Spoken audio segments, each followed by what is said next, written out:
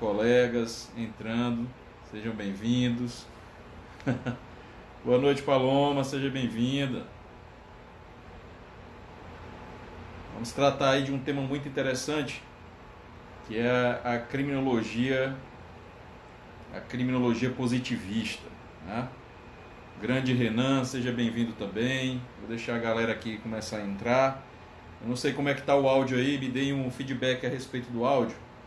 Tá ok? Estou testando aqui um fone para ver se melhora aí a qualidade do áudio. E ao longo dessas semanas que se seguem aí, a gente vai trabalhar sempre aí alguns temas interessantes de penal, criminologia, processo penal. Tá bom, né? Ótimo. Ótimo. Grande Ramon, seja bem-vindo. Boa noite, Bruna.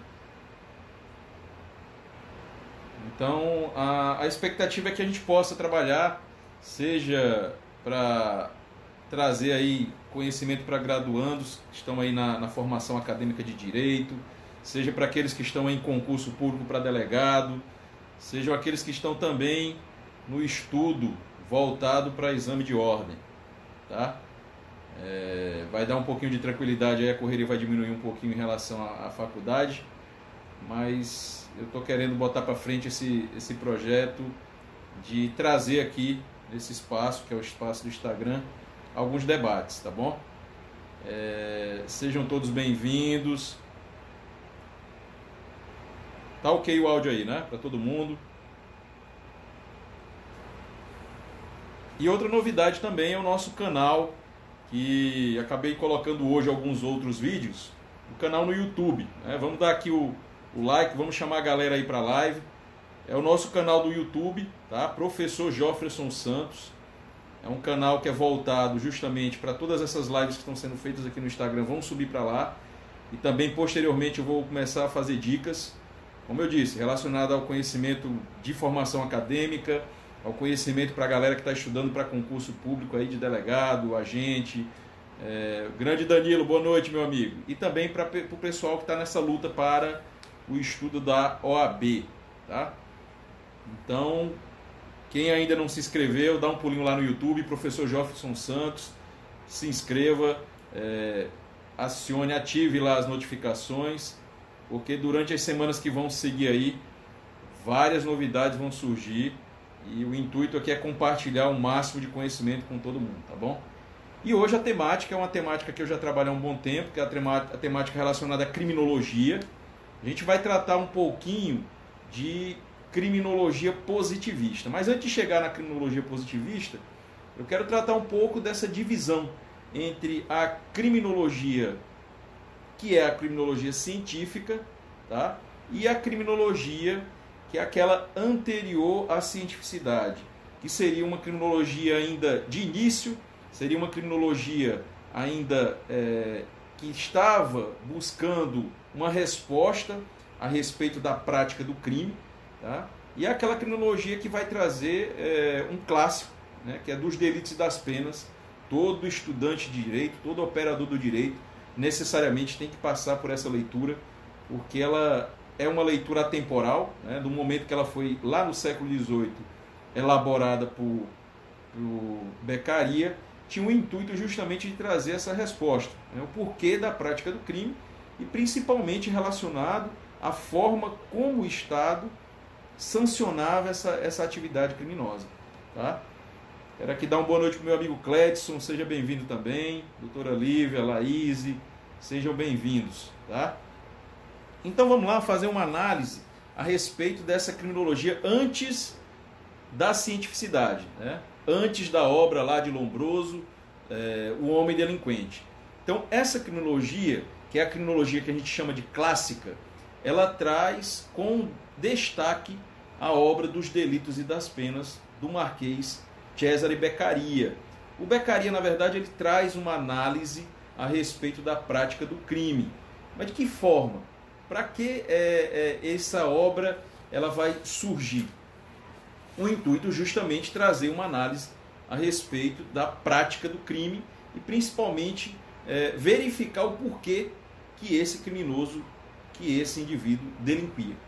Então, essa obra é uma obra que é dita da criminologia clássica, né? Depois da cientificidade da criminologia com a obra de Lombroso, vai haver uma análise das duas, tanto da escola clássica quanto da escola positivista, e aí vão surgir características diversas. Essa criminologia que surge com o Marquês de Beccaria, ela tem por intuito justamente trazer o quê? Uma perspectiva mais humana, né, a respeito principalmente das penas que eram aplicadas ao indivíduo. Porque para Beccaria, você tem como indivíduo um sujeito que tem o quê? O livre-arbítrio. O indivíduo ele escolhe praticar o crime. Nós vamos perceber a diferença lá na criminologia positivista, porque a análise que é feita lá é uma análise relacionada à questão patológica. É a criminalidade como uma doença. É a criminalidade que surge já com o nascimento desse indivíduo, né? Como se fosse passado de maneira até mesmo hereditária. Então, no caso da criminologia clássica de Beccaria, ele entende que esse crime ele vai surgir do livre-arbítrio do indivíduo. Então, todo e qualquer indivíduo ele pode escolher entre praticar um ato lícito e um ato ilícito. E ao escolher a prática de um ato ilícito, ele vai ter que ser sancionado pelo Estado. Porque, na verdade, entende-se que toda a sociedade, para conviver em paz, conviver em uma sociedade harmônica, há necessidade de respeito quanto aos bens jurídicos dos demais. Eu, como indivíduo e como cidadão, eu tenho direitos, mas também tenho deveres para com os demais, para que eu possa viver em sociedade. Então, Beccaria entendia que esse indivíduo que está delinquindo é uma delinquência que não advém, que não surge com a questão genética, não surge com o nascimento e muito menos com uma situação que vem de hereditariedade. Vai ser uma situação de crime que é praticado porque eu escolho, porque eu tenho livre-arbítrio. Não é isso? Então a obra dos Delitos e das Penas ela vem com essa análise a respeito da prática do crime e principalmente algo que eu digo assim que é atemporal. Hoje se fala tanto em dignidade da pessoa humana no momento que vai se executar uma pena por parte do Estado, mas Beccaria lá no século XVIII ele já trabalhava com essa proporcionalidade das penas. Tanto é que era contra a pena de morte, a pena de tortura e qualquer outro tipo de pena que não fosse relacionada ao cerceamento de liberdade. Então a gente tem que entender que essa criminologia clássica, por mais que ela tenha surgido lá no século XVIII, isso não traz uma situação de ideia ou ciência ainda. Por quê? Porque é uma análise primeira, ou seja, é uma análise primordial do que é crime e posteriormente do que é uma pena. Mas não é considerado ainda ciência para a criminologia. Por que não é considerado ciência? Porque aqui você vai ter uma análise que não parte de um método. Diferente lá do quando nós fizemos a análise a respeito da criminologia positivista, que é uma criminologia que ela vai obter métodos, que ela vai ter especificamente um objeto ou objetos, como nós também vamos colocar, certo? Aqui especificamente a análise é em cima só do crime, tá? E do criminoso. Então você tem apenas dois objetos, diferente da criminologia ciência, que vai trazer uma análise sobre o crime, o criminoso, a vítima e a análise principal, que é aquela que é relacionada ao controle social. Tá, ok? Então a gente já tem que fazer essa análise inicial a respeito de uma criminologia clássica. Tá? E aí sempre colocando como destaque o Marquês de Beccaria com a sua obra dos Delitos e das Penas. Eu até digo muito isso na faculdade, em sala de aula, o aluno que passa por um curso de Direito sem fazer essa leitura dos Delitos e das Penas, ele tem que verificar que houve um erro, porque isso tem que ser, de certa maneira, lido lá no início do curso, né? Até para entender posteriormente o direito penal, a teoria da pena, na parte geral dessa disciplina, tá bom? Então, nesse período que era anterior à ciência e criminologia, nós tínhamos aí uma análise que era mais em cima de apenas dois objetos, o crime e o criminoso. Com a obra de Lombroso, e aí eu creio que todo mundo já tenha ouvido falar de Lombroso, né? Cesare Lombroso, que por sinal, você tem aí dois Cesare, né? O Beccaria, que é da escola clássica, e o Lombroso, que é da escola positivista. Por que Lombroso se destaca? Porque na verdade a obra dele, O Homem Delinquente, é uma obra que vai trazer um marco científico para a criminologia. Porque aqui você vai ter uma análise específica sobre uma questão de objetos, ou seja, o que eu analisava na criminologia clássica, que era só o crime e o criminoso, aqui passa a ter outros objetos. Você vai ter o crime, o criminoso, mas agora surge a vítima e também a análise do controle social. Tá? Mas ela vai ser considerada ciência porque ela vai ter um método específico. Ela vai ter um método de se utilizar. Aqui você vai ter estudos não só de Lombroso, mas de Garofalo e de Enrico Ferri, que vão desenvolver dentro dessa criminologia ciência análises específicas. Você pega Lombroso, vai ser uma análise que vai abranger a questão da prática do crime e uma criminologia que vem da própria análise antropológica. Por Lombroso ter uma profissão que estava relacionada à psiquiatria forense, a psiquiatria, ele trabalhava em um manicômio judiciário, ele foi diretor de um manicômio judiciário, ele começou a analisar as condutas e, a partir dessa análise, ele entende que o crime ele é algo patológico. O Lombroso ele começa a estudar o criminoso como alguém que tinha uma doença, que começou a se desenvolver e que muitas vezes já vinha de forma hereditária.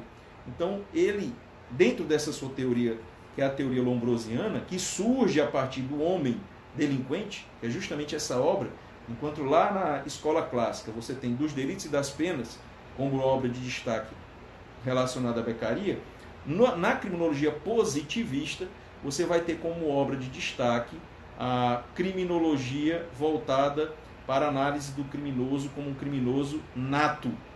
É o criminoso atávico. A análise que é feita por Lombroso traz uma conclusão de que o crime ele já nasce com o criminoso. Não é um livre-arbítrio. Aqui você já tem características hereditárias, é isso? Você já tem, de certa forma, uma conclusão voltada para a biologia, para a antropologia, uma ciência que vai trazer um reducionismo em termos de entendimento, porque você coloca o indivíduo como se ele, no meio em que vivesse, já estivesse praticamente determinado a ser criminoso. E é algo que nós vamos analisar posteriormente, porque o tema é justamente esse, a influência da criminologia positivista na aplicação do direito penal hoje, do direito penal moderno.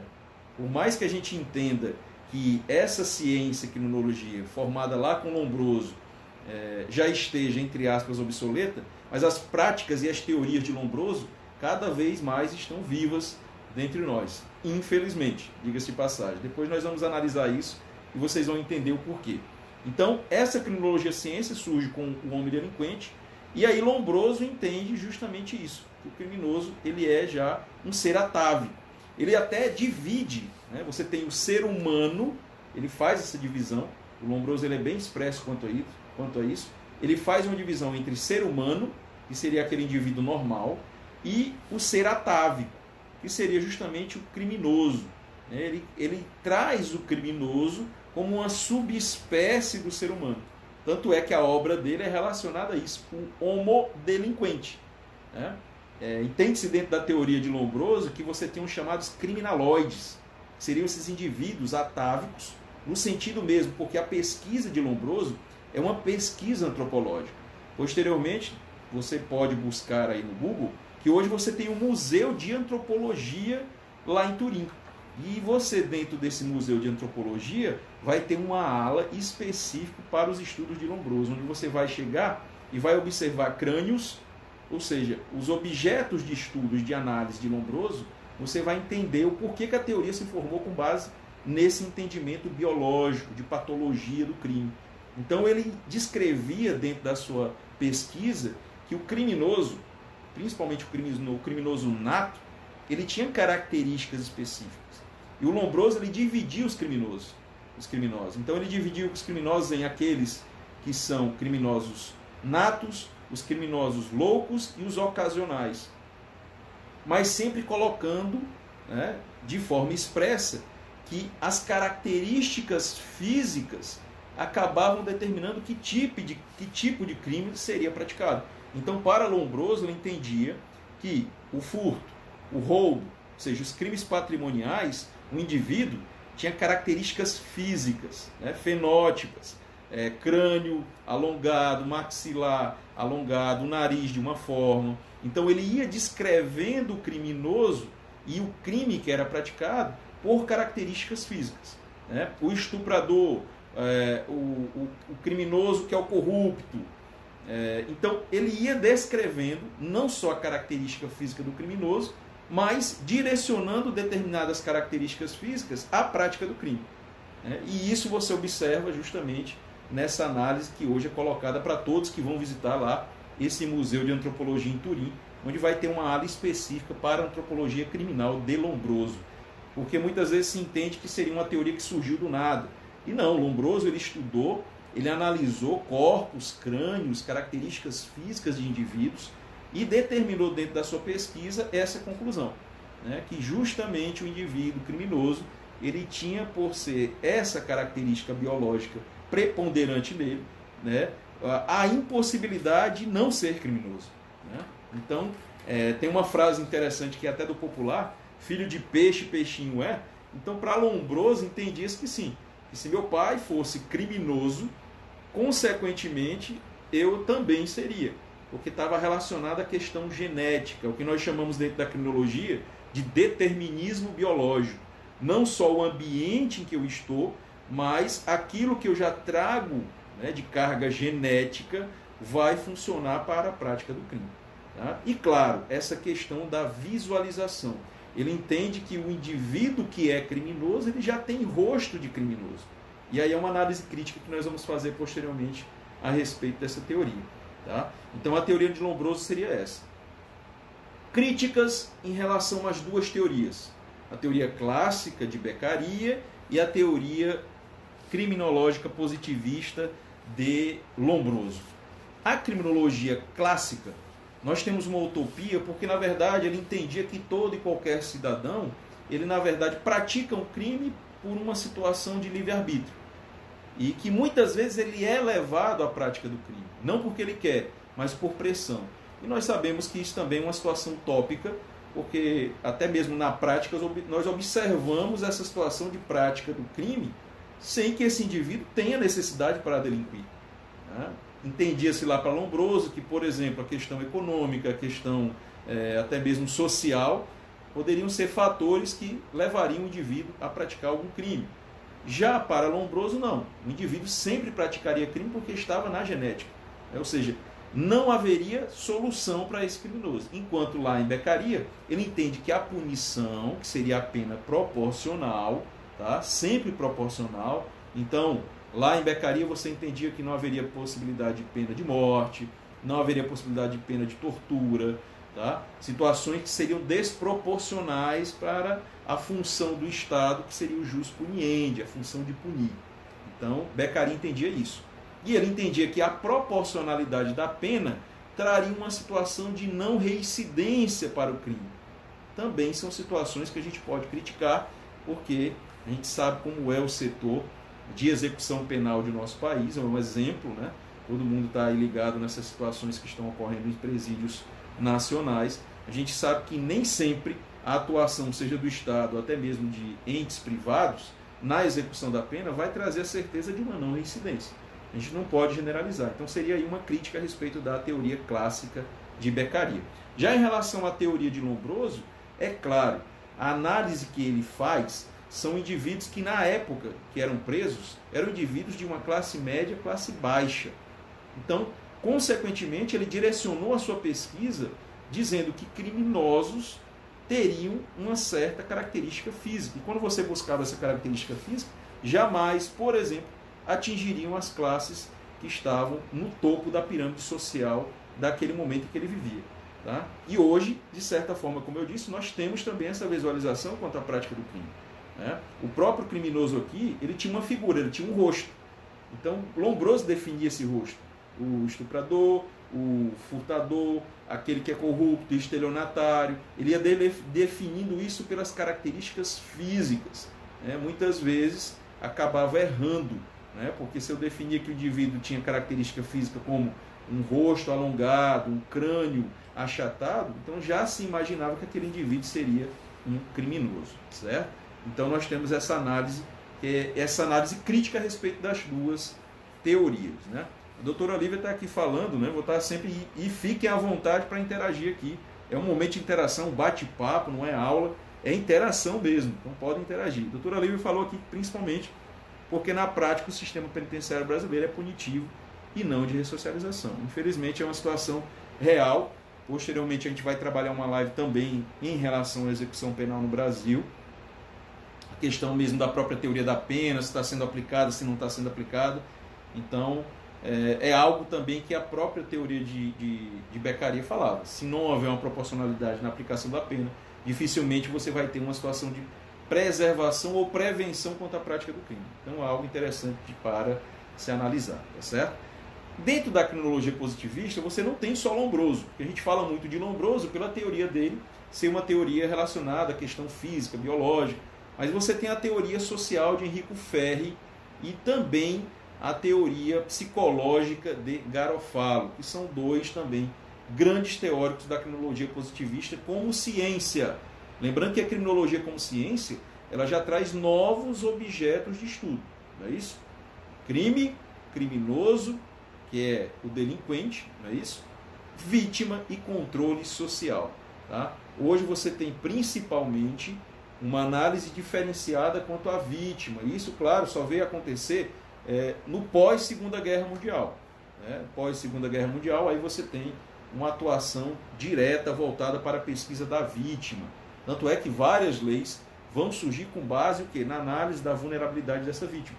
Um exemplo no caso do Brasil, Estatuto da Criança e do Adolescente, o Estatuto do Idoso, Lei Maria da Penha. Nós temos aí várias modificações que estão envolvendo essas leis especiais e que advém de uma análise mais minuciosa a respeito da situação da vítima, porque antes da Segunda Guerra Mundial, a vítima ela simplesmente foi colocada em uma situação de neutralidade, sumiu mesmo da visão por parte da criminologia ciência. E só depois do pós-Segunda Guerra é que essa vítima ela vai ser retomada como objeto de análise por parte da criminologia. Tá?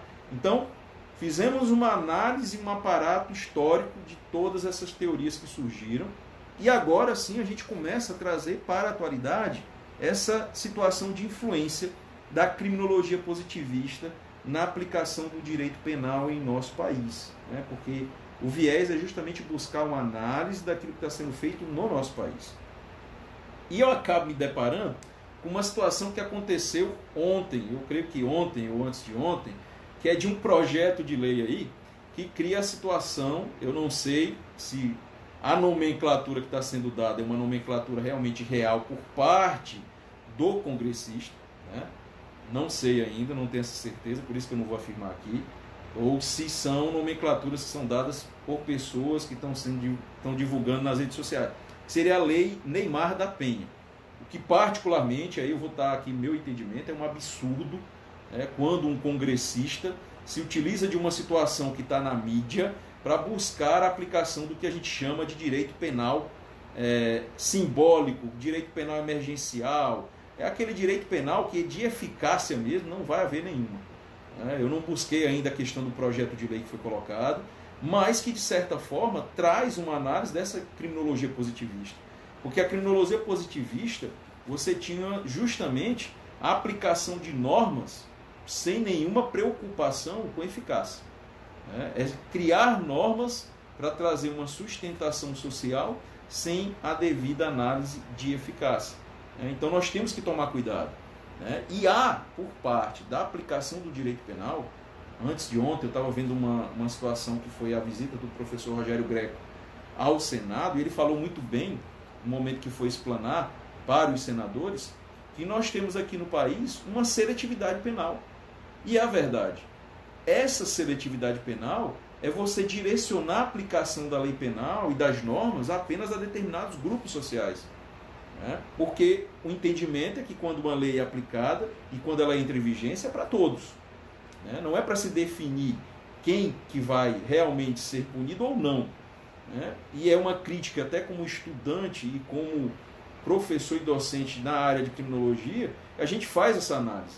Eu trabalho como agente de segurança pública e a gente sabe né, que não só a lei, mas a própria aplicação dela passa por uma seletividade penal, e essa seletividade penal ela tem origem a não ser numa teoria que é a teoria de Lombroso, né, que eu defino quem pratica crime não por uma situação de análise concreta, de análise de um fato, mas principalmente pela definição física do indivíduo. Então isso tem que se combater. Um país onde você traz situações em que indivíduos foram incriminados apenas pela sua aparência física, e isso é constante, né?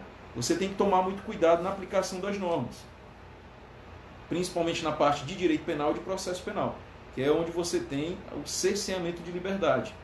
Todo mundo lembra daquele caso do rapaz lá no Rio de Janeiro, que passou acho que uma semana preso, porque as suas características físicas eram parecidas com aquilo que a vítima determinava como ser o autor do fato do qual ela tinha passado, né, do qual ela estava sendo vítima, que era um roubo.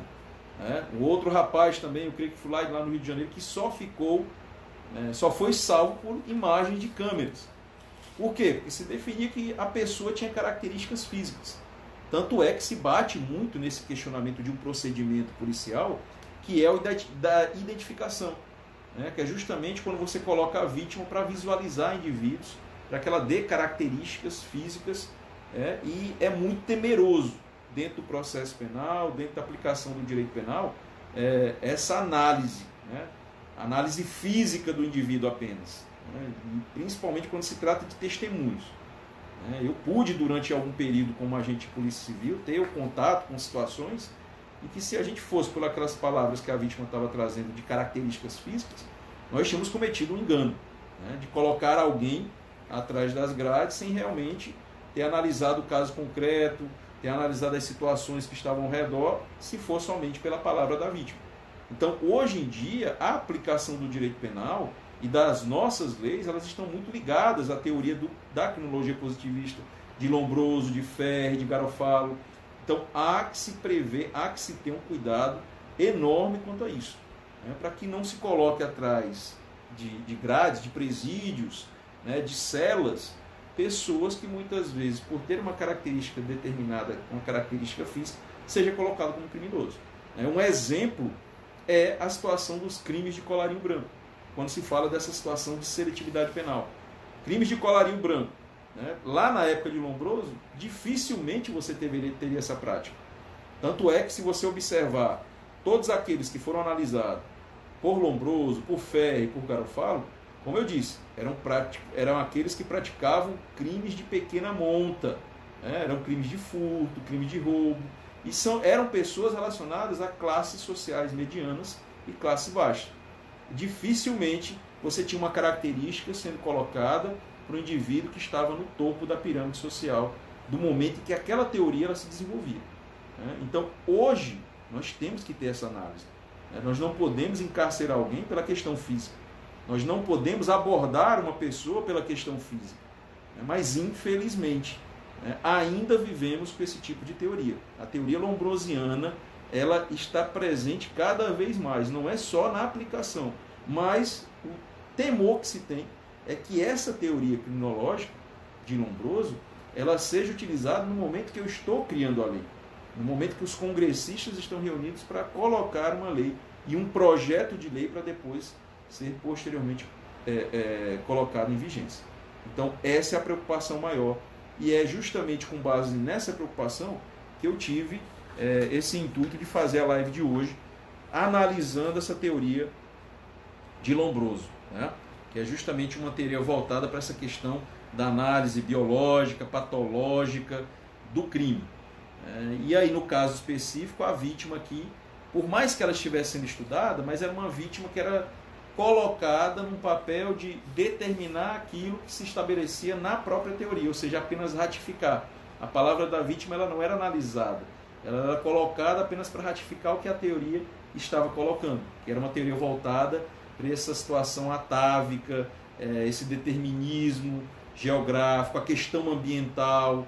O indivíduo que nasce na favela, ele vai ser criminoso. A base da teoria de Lombroso dizia isso.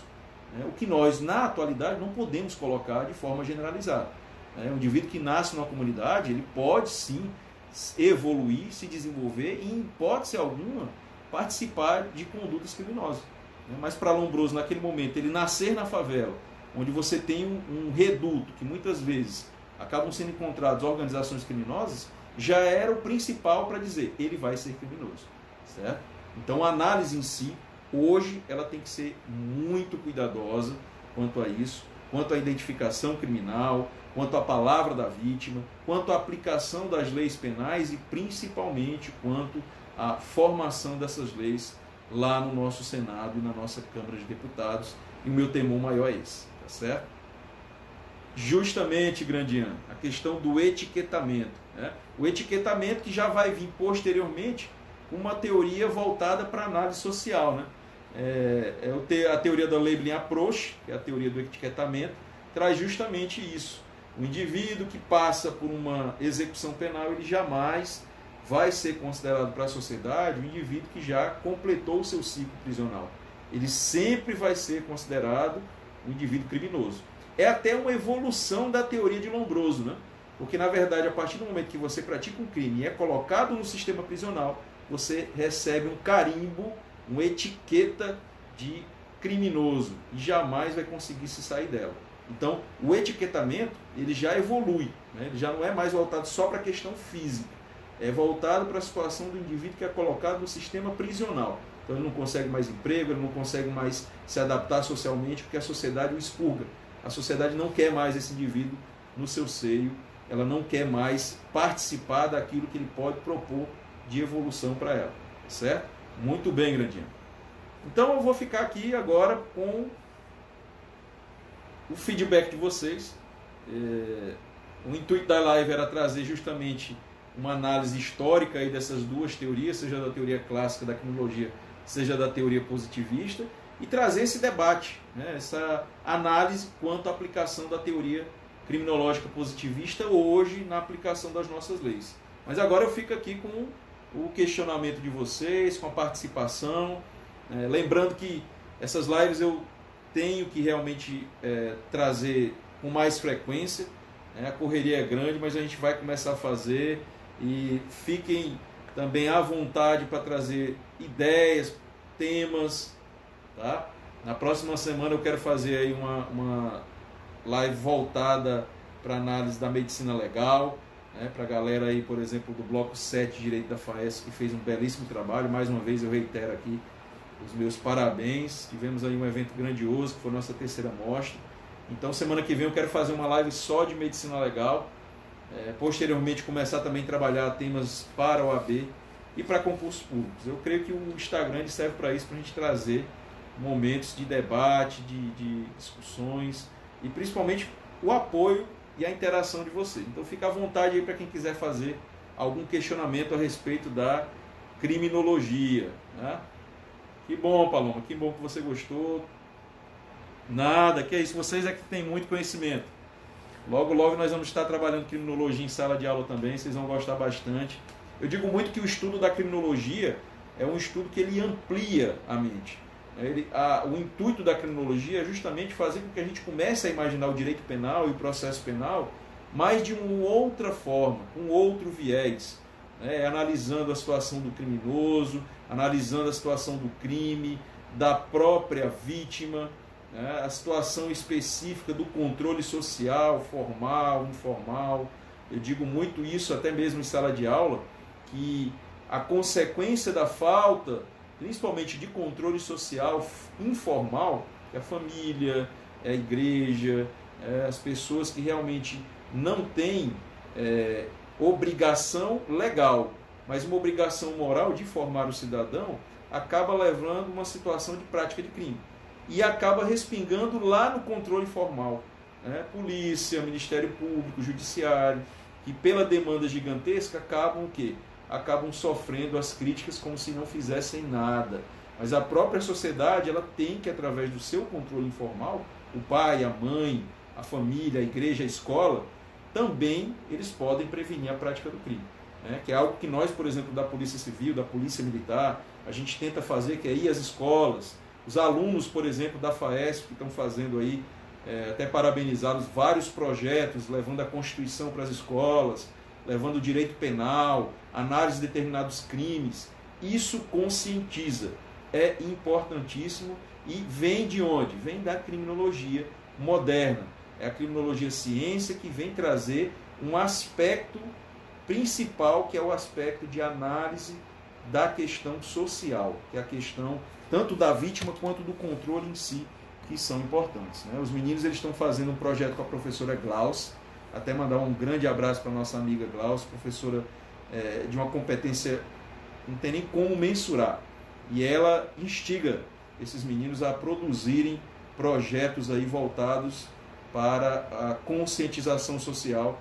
Eles estiveram aí já tem 2 ou 3 semanas, ou até mais, voltados aí para projetos levando para a escola, que é o principal. A gente não pode aqui, e aí é a crítica que se faz à teoria da criminologia positivista, apenas buscar analisar o crime ou o criminoso ou a vítima, mas principalmente a preservação, a prevenção é anterior à prática do crime. Eu acho que o que estamos pecando é justamente nesse momento, que é a escola, é a família, e se você não cuidar nesse momento de anterioridade da prática do crime, acaba respingando nesse controle formal, tá certo?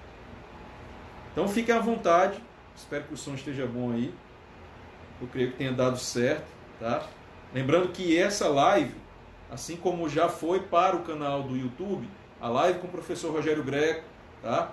Já foi a live também que eu falei no dia 1º aí a respeito do novo crime sexual, que é a questão do registro não autorizado de intimidade sexual. Falamos também naquela live a respeito do 218C, que é você divulgar. Tivemos aí até mesmo a questão do caso Neymar, né, para demonstrar na prática como é que acontece o crime. E outras lives, todas que serão feitas, vão ser encaminhadas para o canal no YouTube, tá bom? Nenhuma dúvida? Quero aqui agradecer, deixa eu ver aqui a galera que esteve aqui conosco. Grande Ian, Daniela Ravena, Planalto Odonto, doutora Lívia, querida Adriele, Camila Silva, grande Eros também, Almeida, Marijara.